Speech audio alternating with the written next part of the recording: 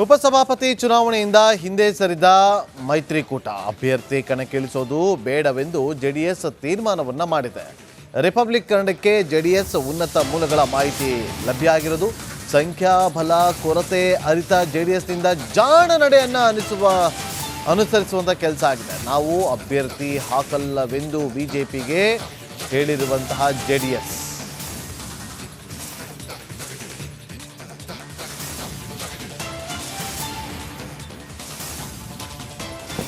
ಸಂಖ್ಯಾಬಲ ಇಲ್ಲ ಅನ್ನೋದು ಗೊತ್ತಿದೆ. ಆದರೆ ಜಾಣ ನಡೆಯನ್ನು ಈಗ ಇಡ್ತಾ ಇರೋದು.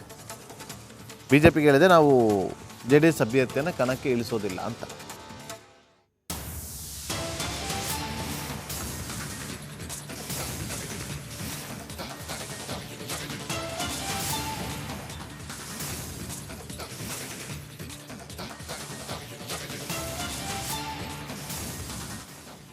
ಒಂದು ಕಡೆ ಕಾಂಗ್ರೆಸ್ ಅಭ್ಯರ್ಥಿಗಳು ನಾಮಪತ್ರವನ್ನು ಸಲ್ಲಿಸುವಂಥ ಕೆಲಸಕ್ಕೆ ಮುಂದಾಗ್ತಿದ್ದಾರೆ. ಉಮಾಶ್ರೀ ಅವರು ಉಪಸಭಾಪತಿ ಚುನಾವಣೆಗೆ ಕಣಕ್ಕಿಳಿದಿದ್ದಾರೆ.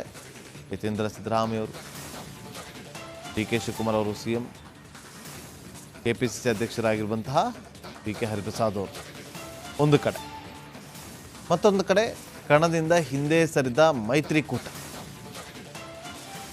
ಅಲ್ಲಿಗೆ ಉಮಾಶ್ರೀಯವರು ಅವಿರೋಧವಾಗಿ ಆಯ್ಕೆ ಆಗ್ತಾರೆ. ನಾಮಪತ್ರವನ್ನು ಸಲ್ಲಿಸೋದಿಲ್ಲ ಅಂತ ಹಿಂದೆ ಸರಿದ್ರೆ ಅವಿರೋಧವಾಗಿ ಉಮಾಶ್ರೀಯವರು ಉಪಸಭಾಪತಿಯಾಗಿ ಆಯ್ಕೆ ಆಗ್ತಾರೆ. ಇನ್ನು ಉಪಸಭಾಧ್ಯಕ್ಷ, ಅಲ್ಲಿ ಸಭಾಧ್ಯಕ್ಷರ ಸ್ಥಾನಕ್ಕೂ ಕೂಡ,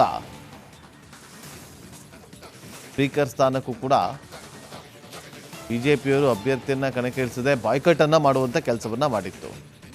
ಅಲ್ಲೂ ಕೂಡ ಮಾಂಕಾಳ ವೈದ್ಯವರು ನೇರವಾಗಿ ಅವಿರೋಧವಾಗಿ ಆಯ್ಕೆ ಆಗ್ತಾರೆ. ಅಲ್ಲೂ ಯಾವುದೇ ಅನುಮಾನಗಳಿಲ್ಲ.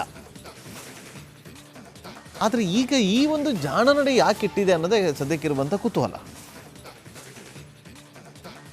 ಮತ್ತಷ್ಟು ಮಾಹಿತಿಯನ್ನು ಕೊಡೋದಕ್ಕೆ ನಮ್ಮ ಪೊಲಿಟಿಕಲ್ ರಿಪೋರ್ಟರ್ ಸುರೇಶ್ ಫೋನ್ ಸಂಪರ್ಕದಲ್ಲಿದ್ದಾರೆ. ಸುರೇಶ್, ಈ ಜಾಣ ನಡೆ ಹಿಂದೆ ಏನಾದರೂ ಅಜೆಂಡಾ ಇದೆಯಾ? ನಗರ ಬಾಬು, ಬಹಳ ಸಿಂಪಲ್. ಒಂದು ಸಂಖ್ಯಾಬಲ ಕೊರತೆ ಇರೋ ಹಿನ್ನೆಲೆಯಲ್ಲಿ ಮತ್ತೆ ಮುಂದೆ ಆಗಬಹುದಂತಹ ಮುಜುಗರ. ಯಾಕೆಂತಂದ್ರೆ ನಾವು ಸುಮ್ಮನೆ ಅಭ್ಯರ್ಥಿನ ಹಾಕ್ತೇವೆ, ಅಭ್ಯರ್ಥಿ ಅಂತ ಹಾಕ್ತಂತ ಸಂದರ್ಭದಲ್ಲಿ ಸರಿಸಮ ಅಂದ್ರೆ ಸಂಖ್ಯಾಬಲದ ಸಮಬಲ ಇತ್ತು ಅಂತಂದ್ರೆ ಹೋರಾಟವನ್ನು ನಡೆಸಬಹುದು. ಆದ್ರೆ ಸಂಖ್ಯಾಬಲದ ಕೊರತೆ ಸುಮಾರು 7 ಮತಗಳ ಕೊರತೆ ಇದೆ. ಈ 7 ಮತಗಳ ಕೊರತೆ ಇದು ಒಂದು ಇದೆ ಅಂತ ಗೊತ್ತಿದ್ರೂ ಕೂಡ ಹಾಕುವಂಥದ್ದು ಇದೆಯಲ್ಲ, ಅದು ನಿಜಕ್ಕೂ ಕೂಡ ದಡ್ಡತನ ಅಂತಕ್ಕಂಥದ್ದು ಈಗಾಗಲೇ ಜೆಡಿಎಸ್ ಅರ್ತಿರ್ತಕ್ಕಂಥದ್ದು. ಸೊ ಹೀಗಾಗಿ ಬಿಜೆಪಿ ನಾಯಕರಿಗೆ ಬಹಳ ಸ್ಪಷ್ಟವಾಗಿ ಜೆಡಿಎಸ್ ನಾಯಕರು ತಿಳಿಸಿರ್ತಕ್ಕಂಥದ್ದು, ನಾವು ಅಭ್ಯರ್ಥಿಯನ್ನು ಹಾಕೋದಿಲ್ಲ, ಉಪಸಭಾಪತಿ ಕಣದಿಂದ ನಾವು ಹಿಂದೆ ಸರಿತಾ ಇದ್ದೇವೆ. ಸೊ ಹೀಗಾಗಿ ನಾವು ಅಭ್ಯರ್ಥಿ ಹಾಕೋದಿಲ್ಲ ಅಂತೇಳಿ ಬಹಳ ಸ್ಪಷ್ಟವಾಗಿ ತಿಳಿಸಿದ್ದಾರೆ.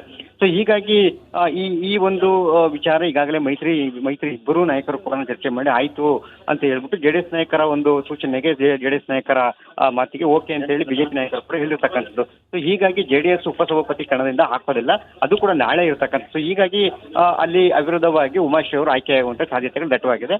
ಬಹುತೇಕ ಆಯ್ಕೆ ಆಗ್ತಾರೆ, ಯಾಕೆಂತಂದ್ರೆ ಇರೋದು ಒಬ್ರು ಅಂತಕ್ಕಂಥದ್ದು ಉಮಾಶ್ರೀ ಅವರು ಕಾಂಗ್ರೆಸ್ನಿಂದ. ಸೊ ಹೀಗಾಗಿ ಜೆಡಿಎಸ್ ನವರಿಗೆ ಉಪಸಭಾಪತಿಯನ್ನ ಬಿಟ್ಟಿದ್ರು, ಮತ್ತೆ ಬಿಜೆಪಿಯಿಂದ ಸಭಾಪತಿ ಸ್ಥಾನಕ್ಕೆ ಪೂಜಾರ್ ಅವ್ರನ್ನ ಚೂಸ್ ಮಾಡಿದ್ರು.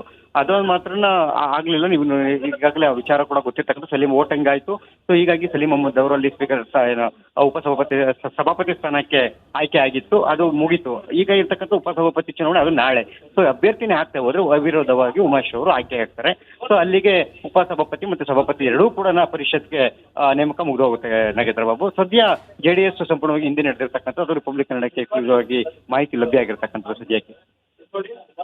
ಓಕೆ, ಥ್ಯಾಂಕ್ ಯು ಸುರೇಶ್, ನಿಮ್ಮೆಲ್ಲ ಮಾಹಿತಿಗಾಗಿ.